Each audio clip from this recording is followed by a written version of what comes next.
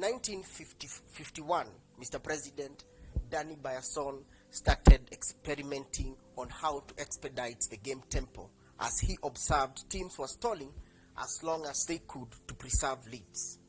Bayerson came up with a time limit on how long a team should take for each position. In Danny Bayerson's statistic, he took the average number of shots for the game that had minimal stalling and found out that on average, each team took 60 shots and concluded that each game had an average of 120 shots. Bayerson later converted the 48 minutes game into seconds and came up with 2,880. He later divided the total number of seconds in a game with the average number of shots per game and came up with 24, or what we call a shot clock, which essentially saved the game of basketball. Mr. President, the rule was ratified in April 22nd, 1954 by NBA by adding a 24-second shot clock to their rulebook. Federation of International Basketball Association, FIBA, introduced a 30-second shot clock in 1956 and switched to 24 seconds in the year 2000.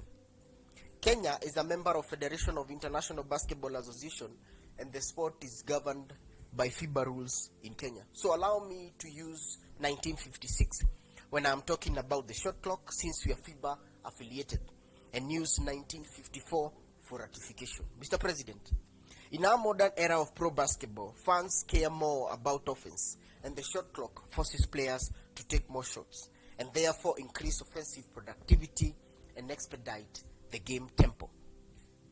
Since the introduction of the rule in 1956, Mount Kenya region has never used the rule. Hence, since 1956, Mount Kenya region has never held a basketball match. We have made a visit to a counterpart in Eastern region and found out that since 1956, Eastern region has never held a basketball match. Northeastern region, no basketball match since 1956. Rift Valley region, no basketball match since 1956. Western region, no basketball match since 1956. Nyanza region, no basketball match since 1956. This has led to the wrong notion to the people of Kenya on how the sport is played, thus affecting the growth of the sport and the global rating of our nation. What are rules for if they cannot be followed? The best this region can do for our nation is to prepare for matches that occurred between the year 1891 and 1954.